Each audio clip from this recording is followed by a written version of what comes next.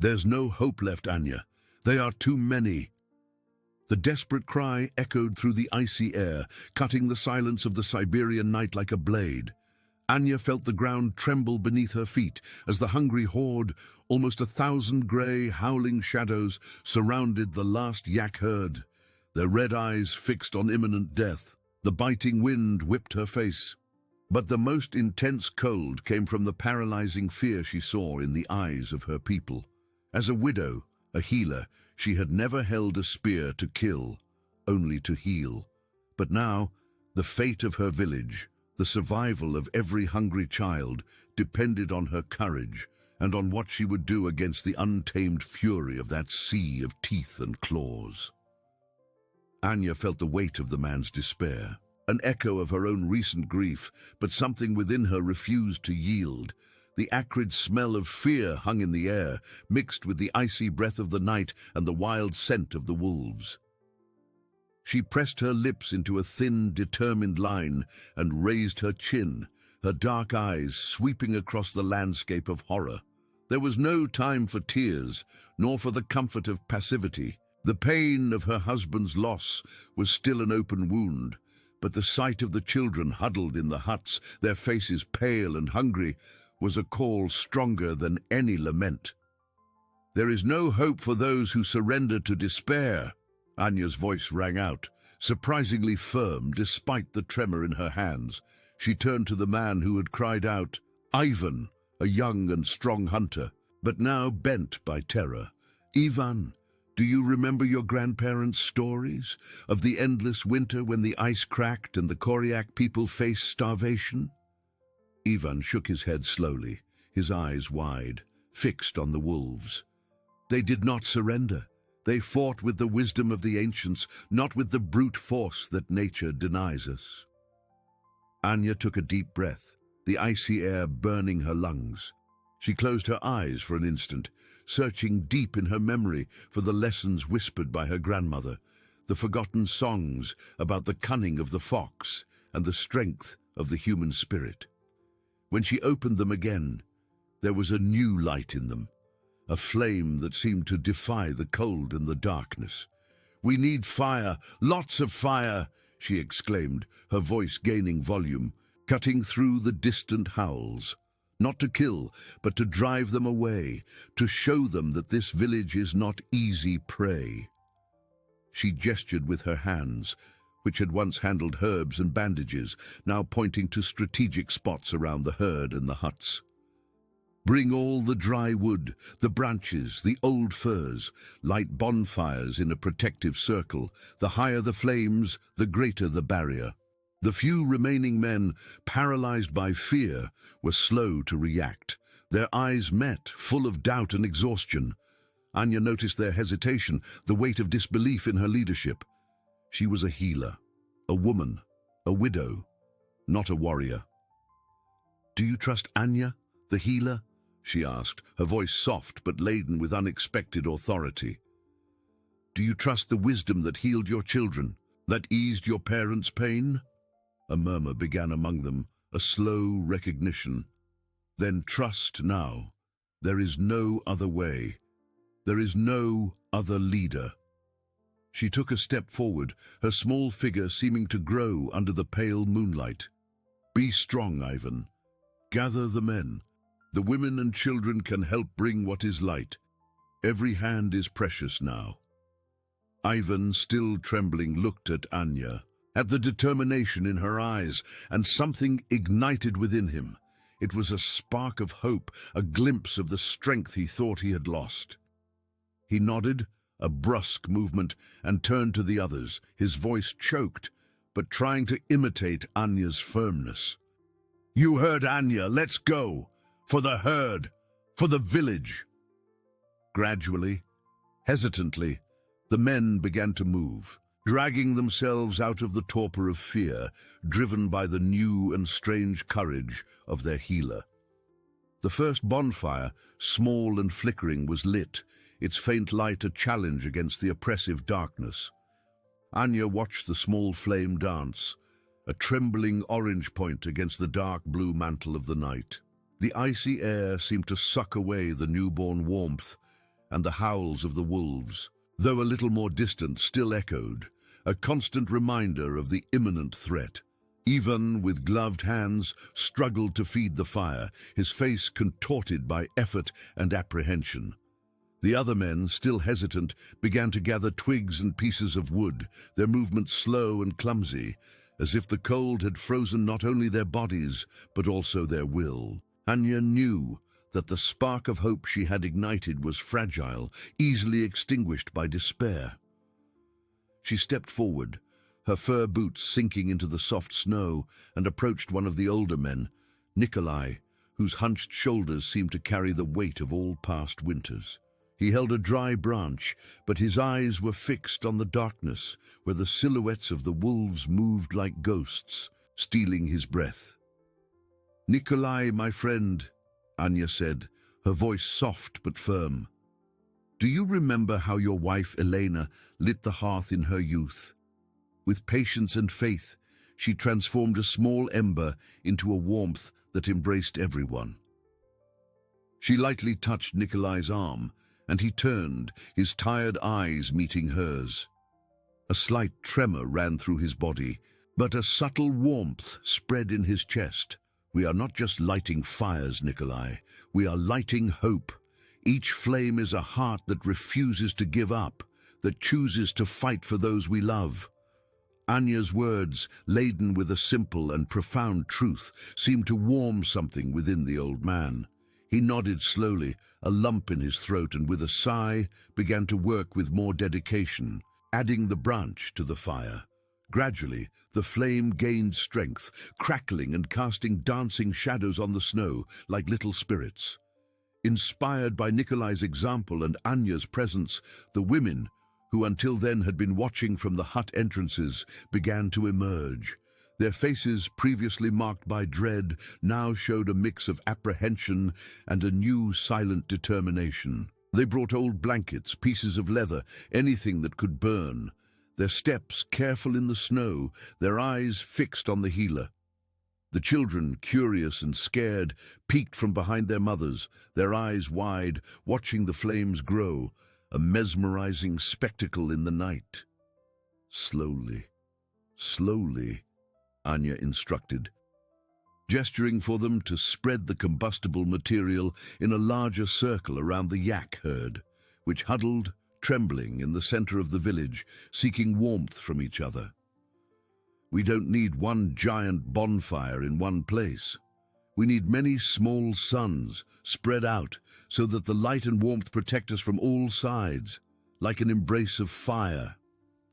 Ivan, seeing the new energy and unity that was blossoming, felt his own fear recede a little, replaced by a renewed sense of purpose.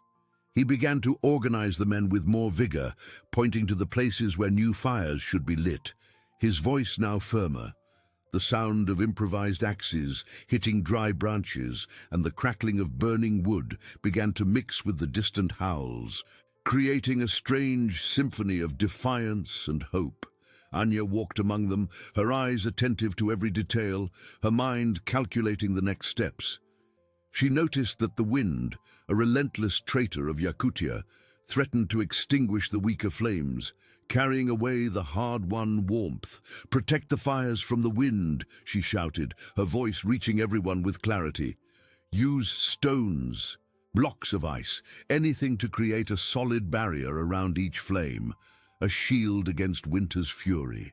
Immediately, the men and some women began to stack blocks of snow and stones around the flames, creating small shelters that seemed to embrace the fire. The circle of fire began to form, an orange and red crown that pulsed in the darkness, a beacon of life in the icy vastness. The yaks, previously agitated and tense, seemed to calm slightly under the protection of the flames, their large, dark eyes reflecting the flickering light. The wolves, though still present, kept a respectful distance, their eyes glowing like embers in the gloom. The alpha, a colossal and imposing shadow, watched from a distant elevation, his patience tested by the unexpected resistance of a people who seemed to have found new strength. Anya felt the cold bite her bones, but a wave of warmth, different from the fire, ran through her body. It was the strength of unity, the resilience of her people manifesting in every face, in every working hand. She knew the night was still long and the danger had not passed. But for now, they had lit more than fires. They had lit hope, and that was the most powerful weapon against the darkness, an invisible shield that enveloped them. She clasped her hands, feeling the roughness of her skin, and a slight, almost imperceptible smile touched her lips, a sign of unwavering determination. The battle was far from over, but they had taken the first, and most important, step towards survival, together. Still, the tense stillness that followed the formation of the fire circle was deceptive. The howls had diminished, but the wolves' red eyes still gleamed in the darkness beyond the flames, a silent promise that hunger would not be easily deterred. Anya noticed the weariness on their faces, the way Ivan rubbed his eyes, and the tremor in Nikolai's hands as he fed one of the fires.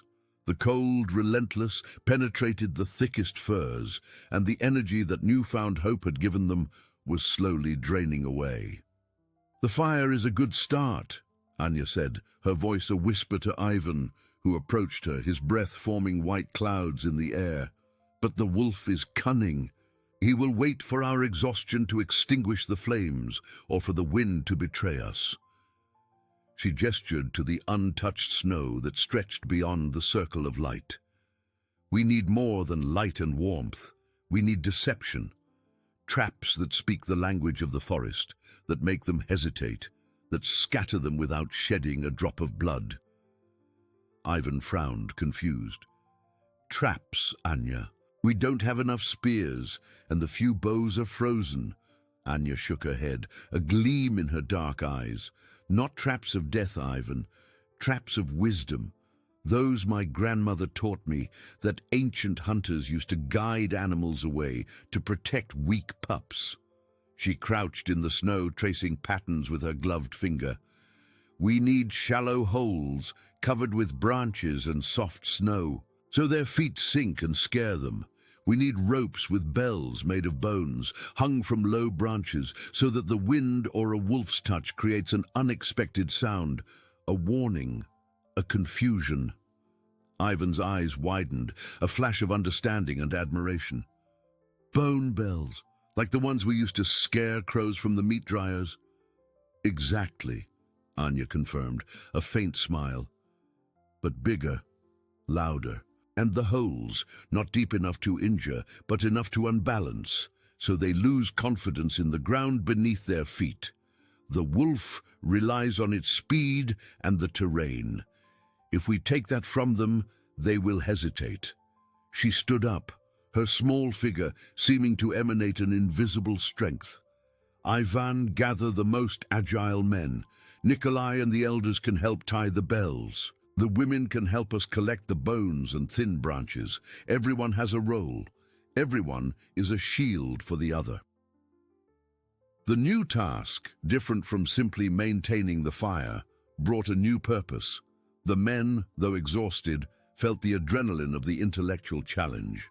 They began to dig small holes in the snow, careful not to stray too far from the circle of light, covering them with a thin layer of branches and snow.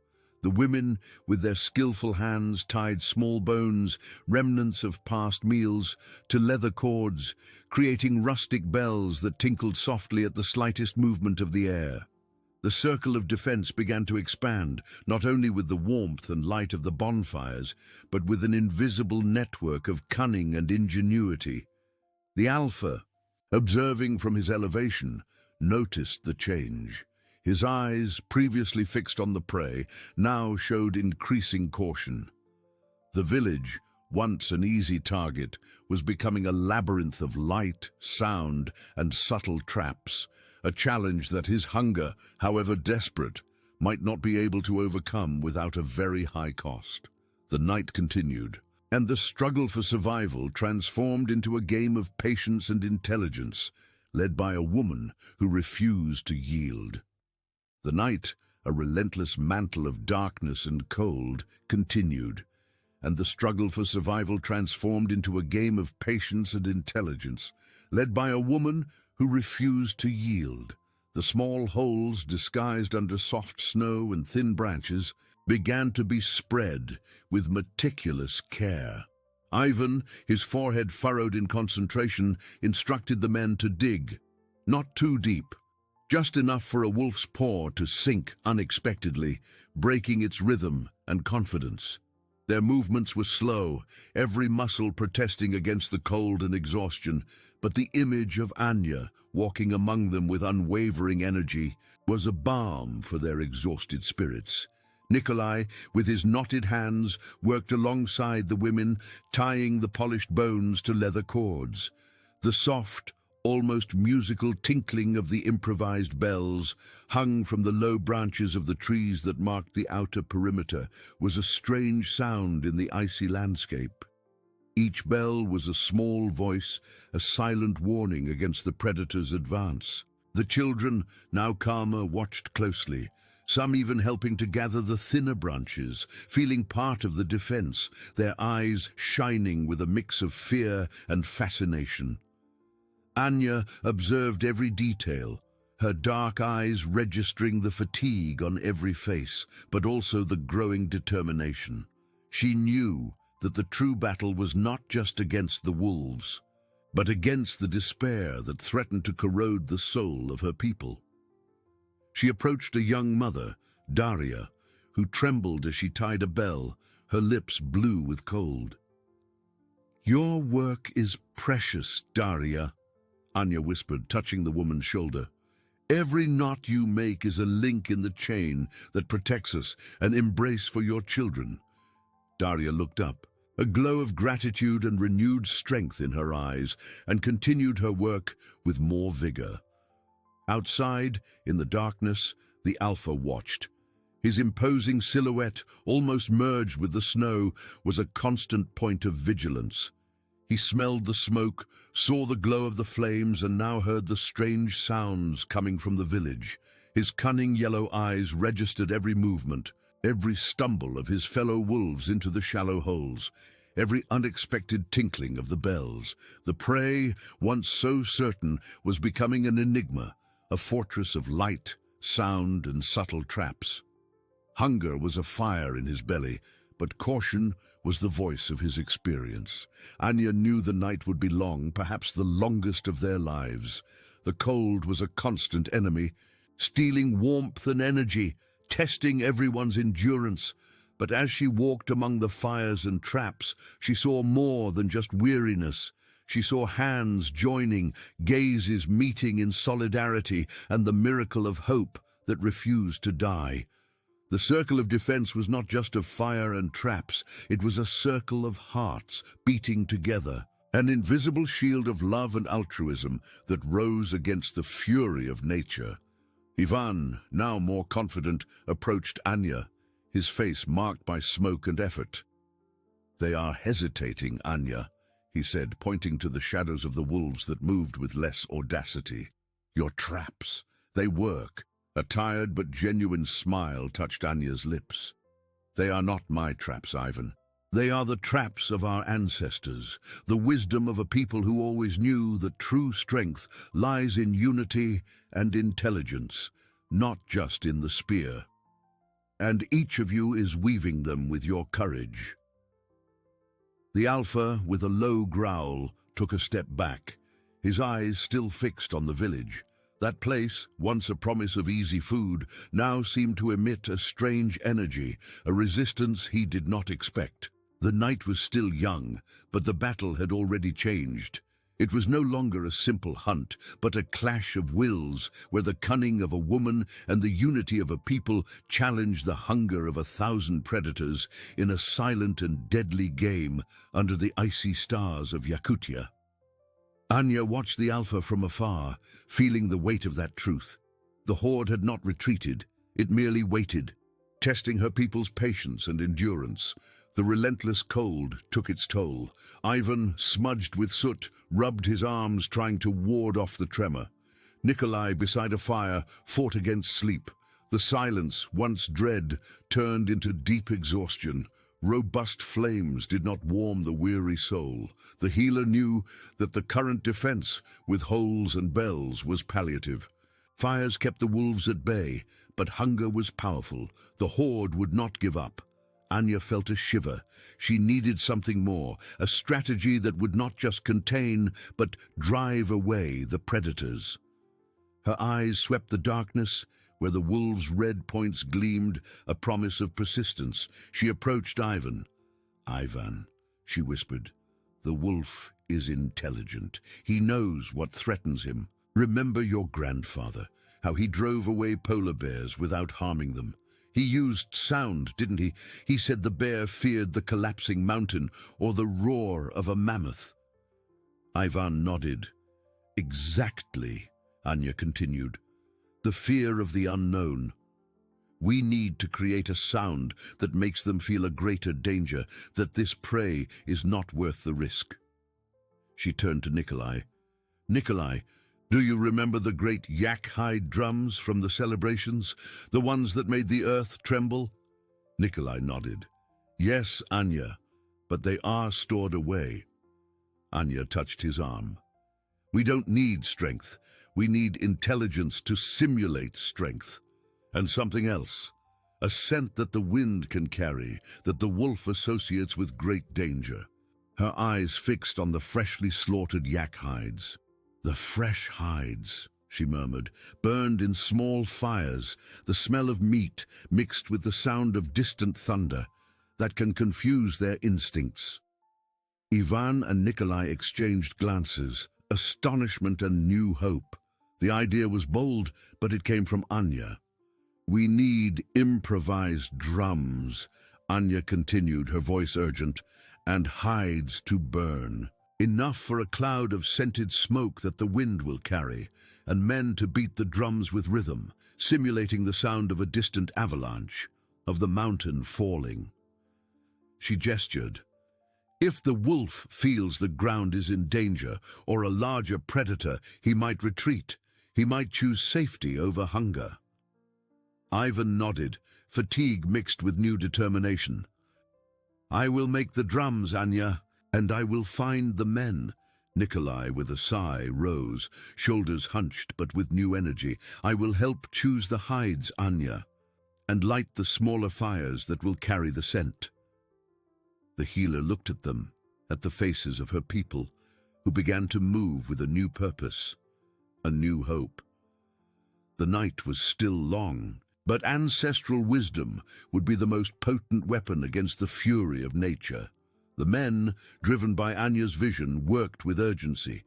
Ivan, with strong hands, found hollow logs and flexible yak hides for the improvised drums.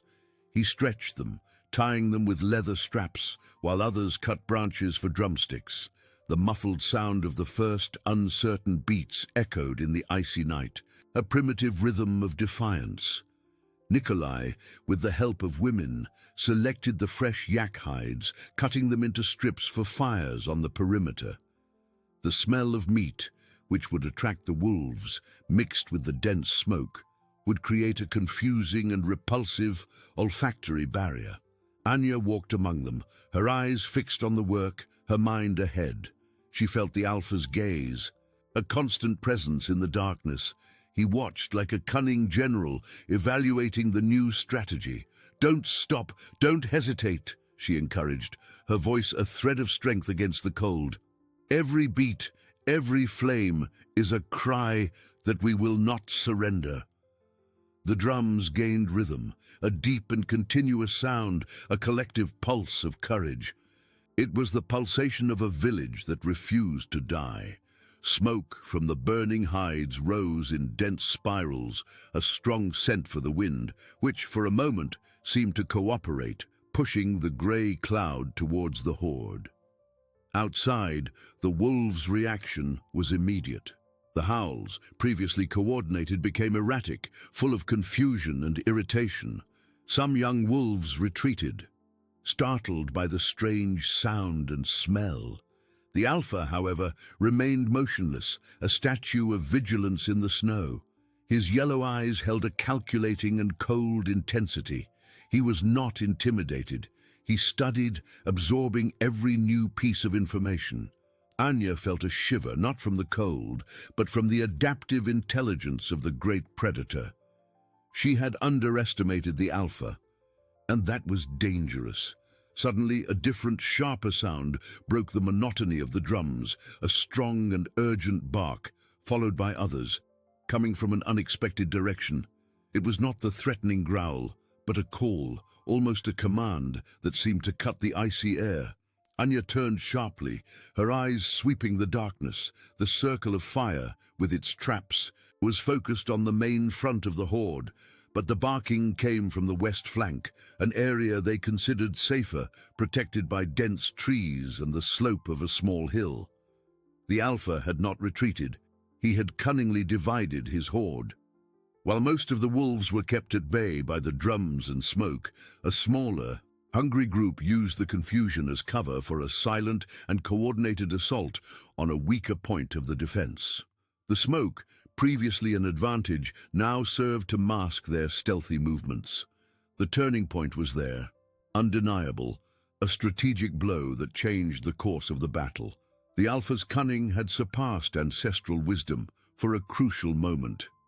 Ivan, hearing the barks and seeing the alarm on Anya's face, realized the danger. "The west flank, Anya!" he cried, his voice full of dread. "They're coming from behind the trees, flanking us." Panic spread, a tremor that threatened to extinguish the flame of courage. Men on the drums hesitated, their rhythm broken. Women by the fires huddled, their faces pale. Hope threatened to fade. Anya felt her heart clench, but her mind was already working feverishly. The battle was far from over, and the Alpha had proven himself a worthy adversary. The village, now more vulnerable, depended on Anya's decision for everyone's survival. Anya felt Ivan's panic, but the wave of fear did not overwhelm her. Her eyes swept the perimeter, focusing on the west flank, the breach the cunning Alpha had exploited. The smoke, previously an ally, now veiled the predators. She pressed her lips together, the pain of her husband's loss transforming into pure determination. There was no time for grief, only for action. "Ivan, no time for despair!" Anya cried, her voice cutting the icy air, silencing the panic. She gestured vigorously to the west. "We need fire, more fire and fast. Grab the torches, the ones we use to guide the yaks, light them from the larger bonfires and run to the west flank. Not to attack, but to create a new barrier of light and heat." Ivan, still stunned, blinked, but the authority in Anya's voice was undeniable. He turned, fatigue forgotten, and began shouting orders to the men. "Torches! To the west! Quick! Now!" Nikolai, near a bonfire, was already grabbing a flaming branch to light other improvised torches. The women, seeing the decisive action, began to move. Some helped light, others, with children in their arms, moved closer to the center, seeking safety. "And the drums!" Anya continued, her voice resonating. Faster, more erratic beats, not to imitate the mountain, but to simulate chaos, confusion. The wolf fears disorder. The men on the drums, who had stopped, resumed their rhythm, now a frantic and disordered drumming, sounding like multiple hearts in despair and fury. The torches, like shooting stars, began to move to the west flank, their gleams dancing in the darkness, creating an illusion of movement and strength where there had been vulnerability. Anya ran ahead, grabbing a torch from Nikolai. Her steps were agile. She knew that the presence of a leader was crucial. Arriving at the west flank, she saw the shadows of the wolves moving among the trees, red eyes glowing with renewed ferocity. They were closer than she had imagined, almost breaking the line of defense. "Here!" she cried, planting her torch in the snow. "Spread out! Create a line of fire! Don't let them pass!" The men, following her example, planted their torches, forming a new barrier of flickering light. The heat, less than that of the main bonfires, was enough for a visual and olfactory barrier. The wolves, caught by surprise by the new line of fire and the chaotic sound of the drums, hesitated. Some growled, others retreated confused. The alpha, observing from the top of the hill, let out a howl of frustration. His flanking strategy had been neutralized. The prey, which had seemed so accessible, had once again become a fortress. Anya, breathless, felt the sweat and the cold. She looked at the faces of her people, illuminated by the flames. Fear was still there, but mixed with a fierce resilience, a determination that shone in their eyes. They had answered her call, moved by the love and hope she had ignited. The battle was far from over, but they had refused to yield once again. The spirit of the village, forged in ice and adversity, showed its true strength. Anya knew it was only a pause, a brief respite. The Alpha would not give up easily. But for now, they had gained time, and time in Yakutia was life. She gripped the torch, feeling its warmth, a symbol of the flame that burned within each of them. The night was still long, but their unity was an impenetrable shield. Anya knew the pause was fragile, a mere breath in the eternal winter. The Alpha, a cunning ghost in the darkness, would not give up. His yellow eyes, which she could feel even from a distance, were promises of a renewed attack. The cold, a constant and cruel companion, bit again, penetrating layers of fur and stealing warmth from bones. She saw Ivan, his face smudged with soot, rub his arms, trying to ward off the tremor that was beginning to shake his body. Nikolai, sitting near one of the fires, fought against sleep, his head dangerously drooping. The silence, previously filled with dread, now mingled with deep exhaustion. The flames, though robust, seemed not to warm the exhausted soul. The healer knew that the current defense with torches, holes, and bells was merely palliative. The bonfires kept the wolves at bay, but hunger was a powerful force. More relentless than the ice itself, the horde would not give up.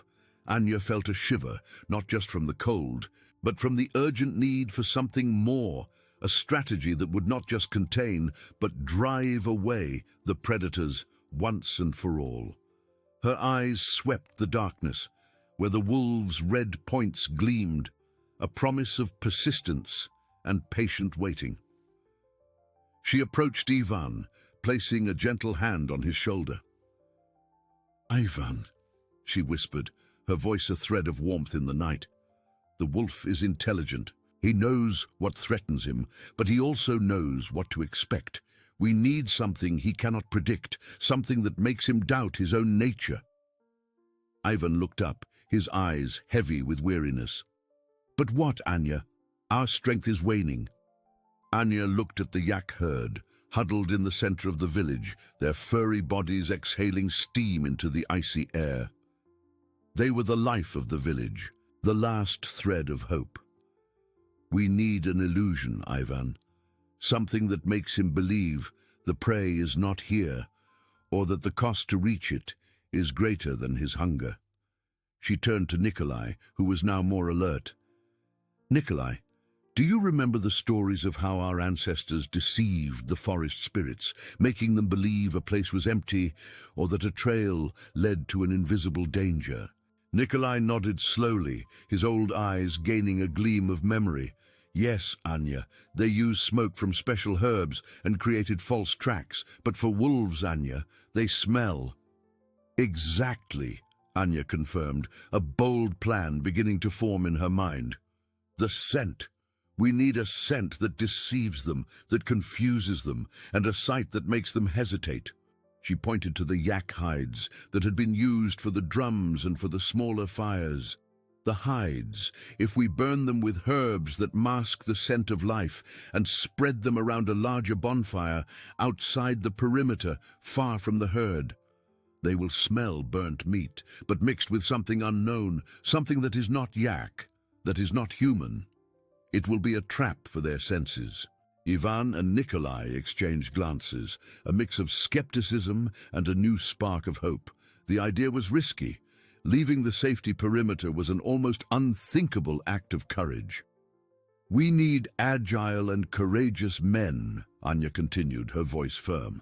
Who can take the hides and herbs to the farthest point of the west flank where the Alpha tried to flank us? There they will light a large but controlled bonfire and burn the hides with the herbs.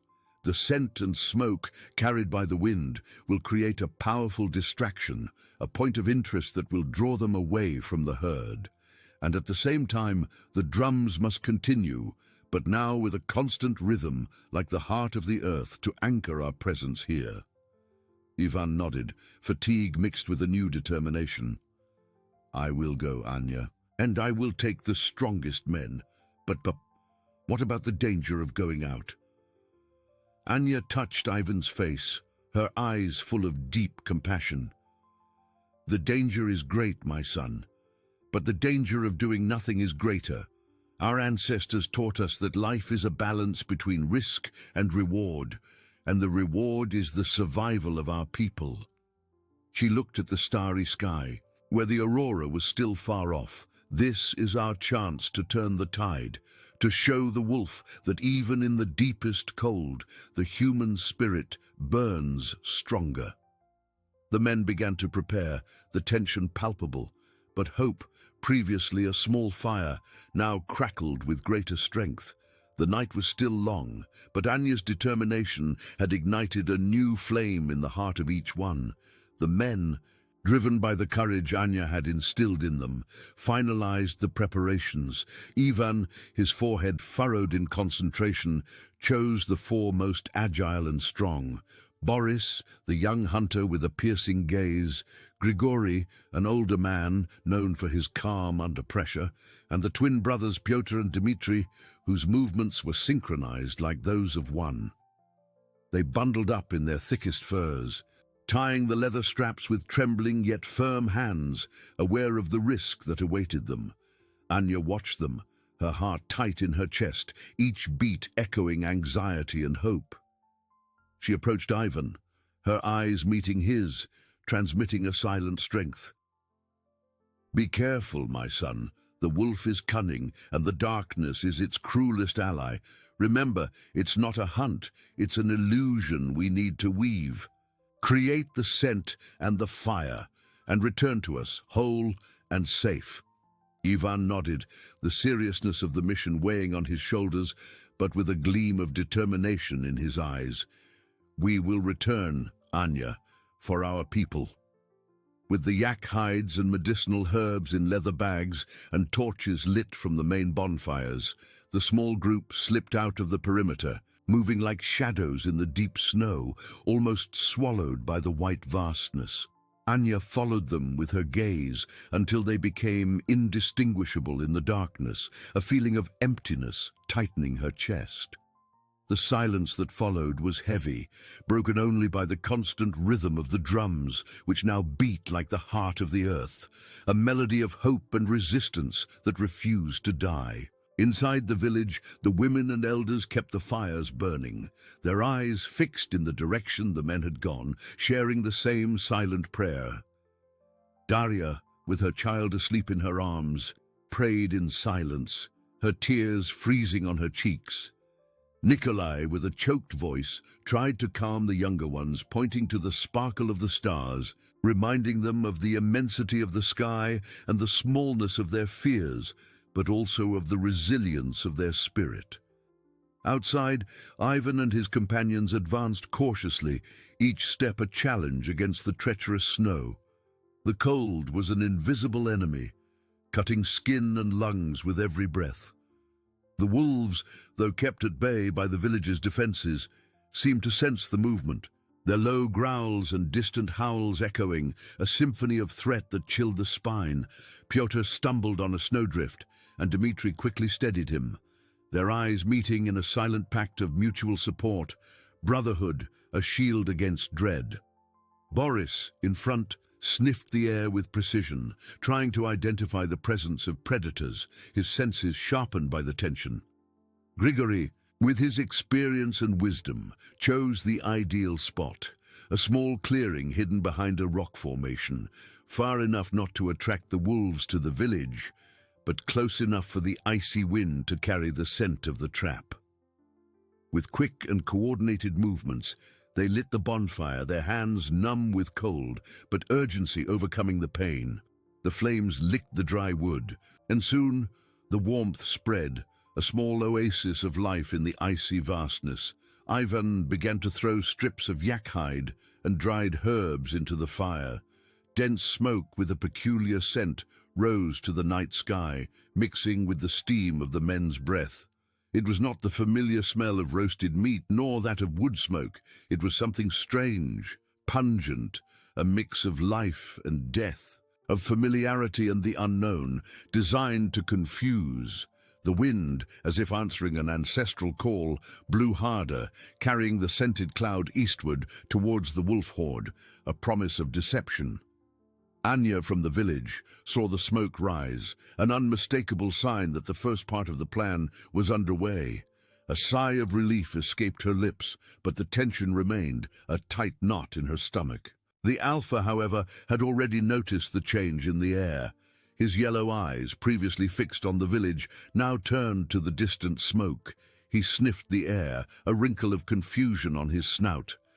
The scent was intriguing, an anomaly that defied his instincts. It was not easy prey, but something that demanded caution. He let out a low howl, a command for exploration. Some wolves began to move, attracted by curiosity and the promise of something new. The horde, for the first time since the beginning of the night, seemed divided, its unity broken by Anya's cunning. Ivan and his men, observing from their clearing, saw the shadows of the wolves moving towards the smoke, an initial success that filled their hearts with renewed hope. But the way back was still dangerous, and winter, relentless, continued to test everyone's resilience. Ivan and his companions, with the bonfire crackling behind them and the peculiar smoke rising to the starry sky, began their journey back to the village. The initial relief of having completed the first part of the mission was a warm breath in the biting cold. But the return journey promised to be even more treacherous. The darkness, which had previously helped them move unseen, now seemed to conspire against them, transforming every shadow into a possible predator. The silence of the night, broken only by the crunch of snow under their boots and the distant rhythm of the village drums, was punctuated by sporadic howls, closer than they would like. Boris, the young hunter who was in front, raised a hand, stopping the group. His eyes, accustomed to the gloom, swept the landscape. "Wolf scent," he whispered, his voice tense. "Not from the main horde, but from a small group. They smelled us." Ivan's heart tightened. The Alpha's cunning was relentless. He had sent scouts to investigate the origin of the smoke, and now, perhaps, to intercept those who had created it. Pyotr and Dmitri positioned themselves side by side, improvised torches in their hands, their faces pale, but determination shining in their eyes. Grigory, the elder, gripped his hunting knife, a gesture that brought a strange comfort. Anya, in the village, felt the passage of time as a weight on her chest. Her eyes were fixed in the direction of the smoke, which still rose, but now seemed fainter. The rhythm of the drums, which she had asked to be constant, was a monotonous drumming that, instead of calming, increased her anxiety. She approached the edge of the perimeter, where the heat of the bonfires was most intense, and tried to peer into the darkness. The fear that something would happen to Ivan and the others was a sharp pain, an echo of the loss she still carried. She saw the faces of the women, the worry in their eyes, and knew she could not give in to despair. She needed to be the rock. Suddenly, a low but unmistakable growl echoed near Ivan's group. A grey shadow moved among the trees, followed by another. They were 3 wolves, smaller than those of the main horde, but with the same ferocity in their eyes. They were blocking the way back. Ivan raised his torch, the fire crackling, trying to intimidate them. "Don't run," he ordered, his voice firm, despite the internal tremor. "Make noise. The fire scares them."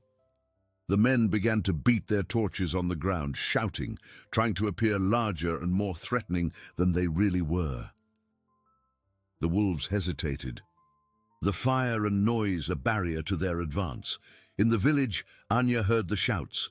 Her body stiffened. "Ivan," she murmured, the name escaping like a prayer. She gestured to Nikolai. "Light more small fires on the west perimeter. Make more noise. They need to know they are not alone." Nikolai, with trembling hands, ran to obey the order, while the women, understanding the danger, began to bang pots and shout, a cacophony of support that spread through the icy air. Ivan and his men, hearing the clamor from the village, felt a wave of courage. The wolves, confused by the growing noise and the new light coming from the village, retreated a step. It was their chance. "Now!" Ivan shouted, and they ran, not in panic, but with calculated speed, keeping their torches raised. The run was short, but it seemed like an eternity. Finally, they broke through the tree line and fell exhausted within the village perimeter, welcomed by the open arms of their loved ones and cries of relief. Anya ran to Ivan, hugging him tightly, feeling the warmth of his body, the life in her arms. "Thanks to the spirits, you are safe," she whispered, warm tears streaming down her icy face. Ivan, breathless, nodded, his eyes meeting hers. "The smoke worked, Anya. The horde divided. But the Alpha, he's smart. He sent wolves to intercept us. He won't give up." Anya nodded, her gaze returning to the darkness where the wolves' red points still gleamed, promises of a final battle. The illusion had bought them time, but the decisive confrontation was approaching. The night was still long, and the true test of the village's resilience was yet to come. Anya nodded, her gaze returning to the darkness where the wolves' red points still gleamed, promises of a final battle. The illusion had bought them time, but the decisive confrontation was approaching. The night was still long, and the true test of the village's resilience was yet to come. The icy air seemed to vibrate with a growing tension, a premonition of what was to come. The distant howls, previously sporadic, began to intensify, forming a somber chorus that echoed through the icy mountains. It was the Alpha's call, gathering his horde for the final attack, his patience exhausted by the healer's cunning. Fatigue weighed heavily on everyone in the village. Faces were marked by weariness, eyes heavy with sleep and apprehension. The flames of the bonfires, once so vibrant, seemed to struggle to stay lit, reflecting the exhaustion of the hearts that fed them. Ivan, with hunched shoulders, squeezed Anya's hand. "They are coming, Anya," he whispered, his voice hoarse. "All of them. I feel it in the air." Anya felt his hand tremble, but her own eyes did not waver. She knew this was the moment the village would rise or fall. She turned to her people, her eyes sweeping each face, from the youngest to the oldest. She saw fear, yes, but also a stubborn flame of hope, a silent determination that she herself had ignited. "My children, my brothers," she said, her voice, though tired, laden with an ancestral strength. "The wolf comes with its fury, but we are the people of Yakutia. Our hearts are stronger than ice, and our unity is a shield that no predator can break. We fight not only for ourselves, but for those who will come, for our yaks, for our history." A murmur of agreement ran through the crowd. Nikolai, previously hunched, stood up, his gaze firm. Daria, with her child asleep in her lap, pressed him against her chest, a silent promise of protection. The men on the drums, inspired by Anya's words, resumed a slow and constant rhythm, like the beating of a collective heart, a melody of resistance that spread through the air. Anya knew that the bonfires and torches would not be enough this time. The Alpha had learned. She needed something more, something that would strike at the heart of the horde, its leader. Her eyes fixed on the darkness, where the wolves' red points multiplied, advancing like a grey tide. She saw the Alpha, larger and more imposing than the others, leading the attack, his yellow eyes fixed on the village, a promise of annihilation. In an act of courage that surprised everyone and herself, Anya grabbed one of the brightest torches. "The Alpha is the head," she declared, her voice resonating with a new authority. "If the head falls, the body disperses. I will meet him." Ivan tried to stop her, but Anya stopped him with a look. "This is my fight, my son. The fight of a healer who refuses to see her people perish." She walked to the edge of the perimeter, where the light of the bonfires met the darkness. The cold bit, but she felt nothing. Her eyes were fixed on the Alpha, who was now a few meters away, growling, ready to pounce. The torch in her hand seemed an extension of her own will. She had no spear, but she had the wisdom of her ancestors and an unwavering love. When the Alpha advanced, a monster of grey fur and hungry eyes, Anya did not retreat. Instead, she raised the torch, not to strike, but to create a circle of fire around her, spinning it with surprising speed. The wolf, caught by surprise by the audacity and the unexpected movement, hesitated, its predator instincts confronted by something it had never encountered. The smell of smoke and the intense heat, combined with the small and determined figure of the woman, created an invisible barrier.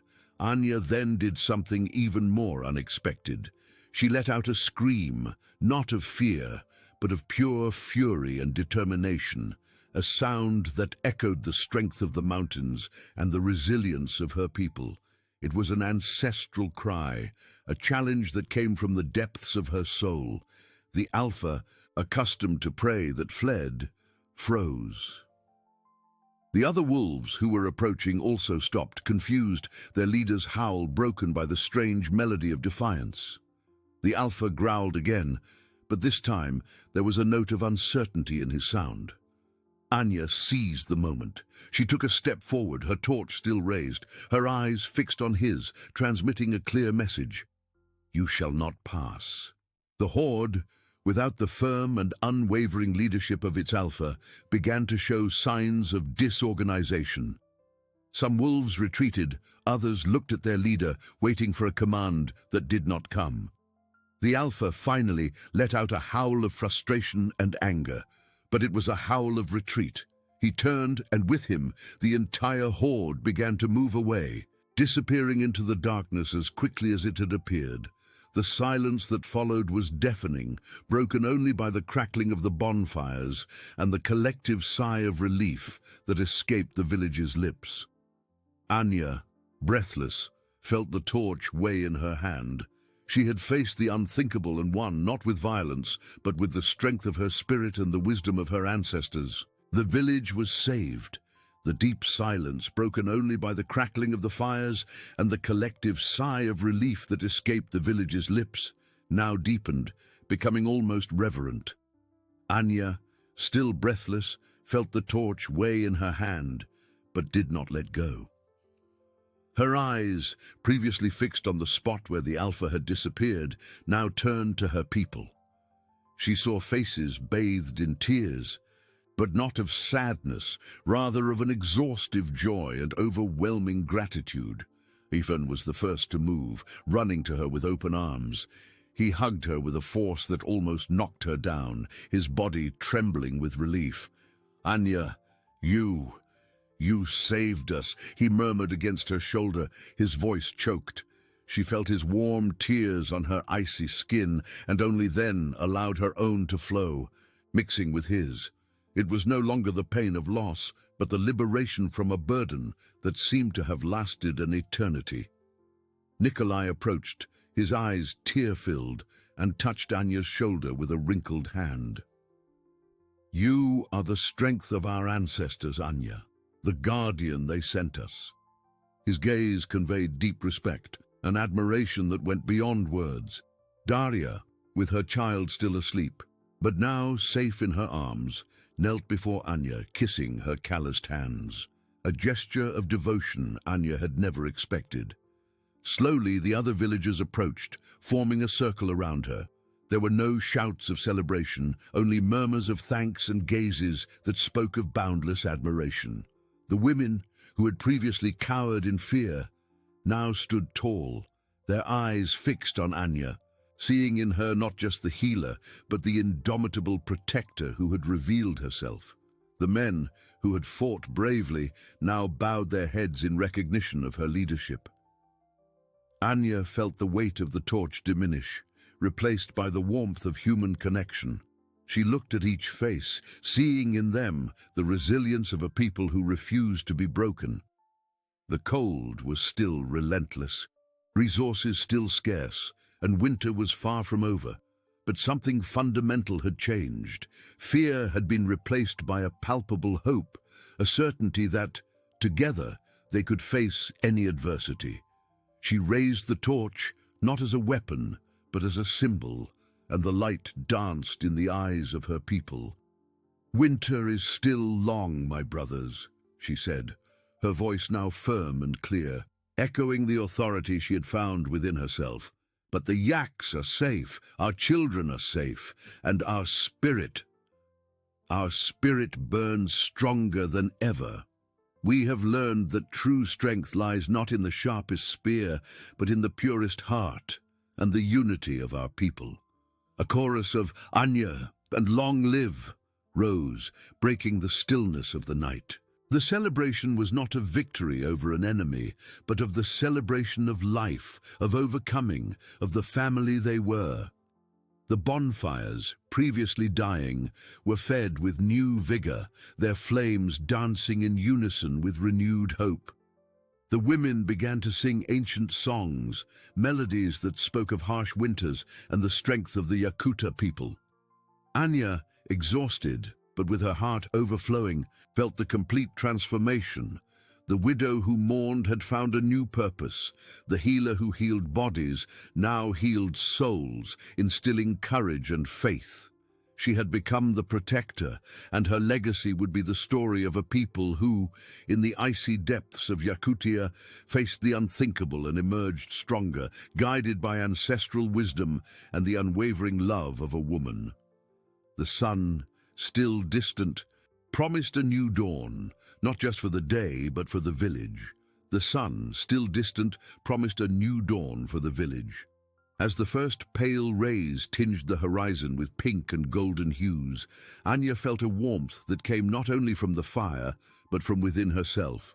Exhaustion enveloped her, but it was a sweet exhaustion, tinged with the satisfaction of a duty fulfilled. She watched her people, who now slowly dispersed, some to check on the yaks, others to rest, but all with a renewed gleam in their eyes. Fear had been expelled, replaced by a serene stillness and a silent strength. Ivan approached again, bringing her a steaming mug of herbal tea. His fingers brushed hers as he handed her the mug, a small gesture laden with respect and affection. "Drink, Anya. You need it. The spirits of winter were challenged and retreated because of you." Anya sipped the tea, feeling the warmth spread through her body. The sun peeked out, painting the snow with a magical glow. "It wasn't because of me, Ivan. It was because of our unity. Every drumbeat, every shout, every fire lit. That was the shield that protected us."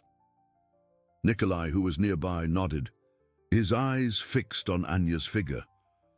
"You showed us the way, Anya. You reminded us of the strength we carry in our blood, the strength of our ancestors." Daria, with her son still nestled in her chest, but now waking and looking at the world with curious eyes, smiled at Anya.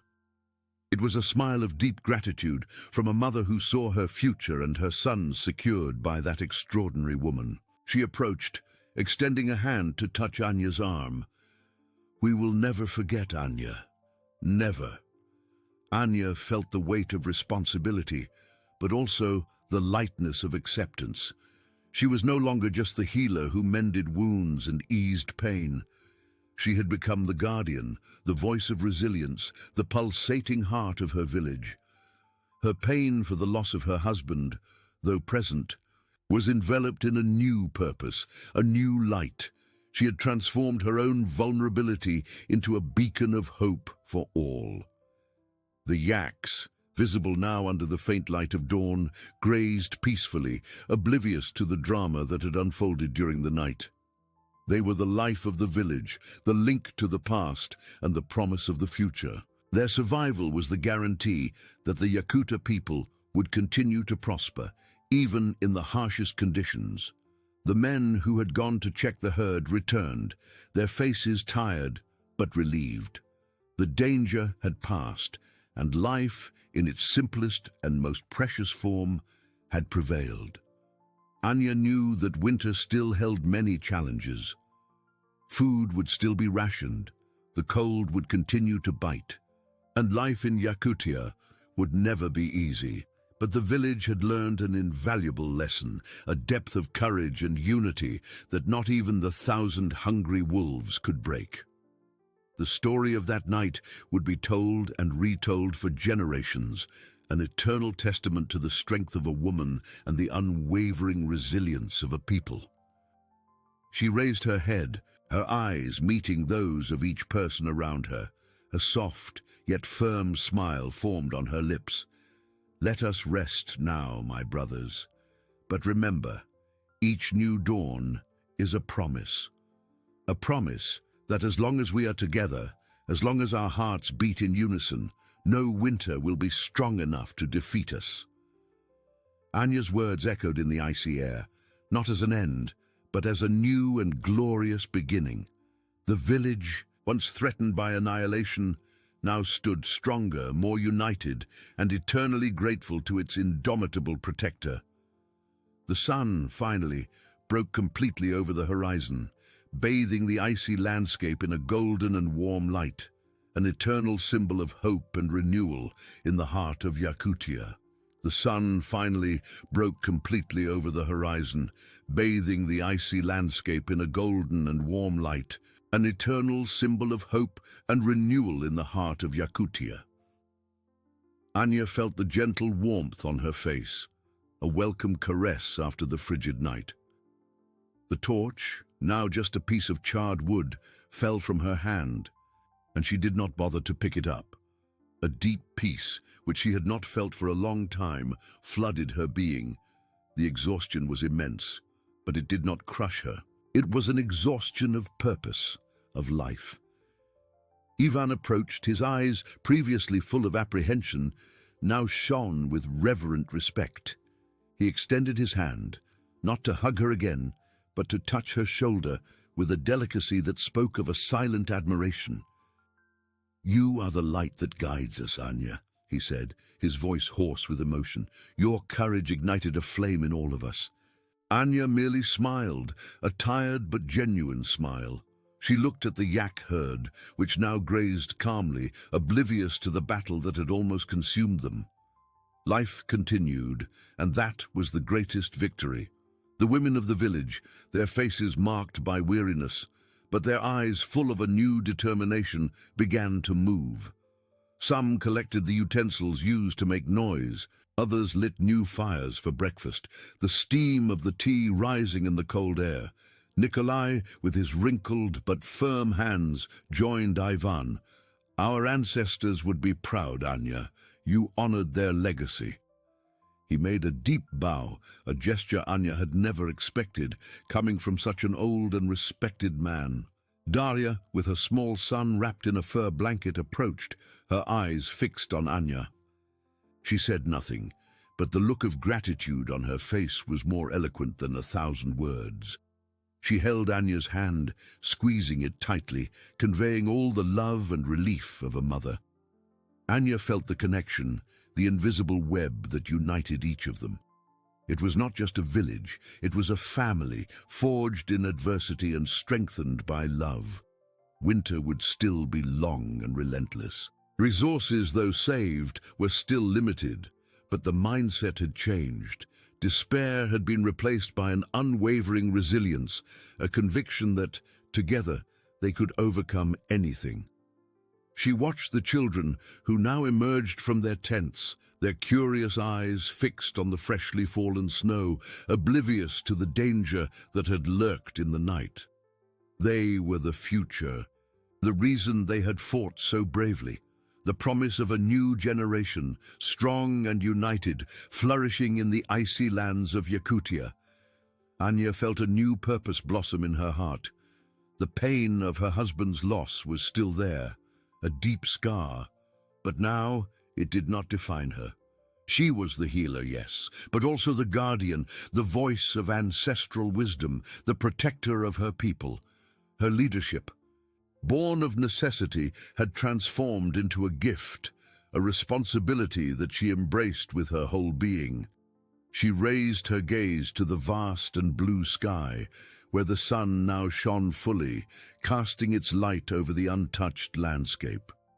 The world was vast and dangerous, but Anya's village in the heart of the Siberian winter had found its own light.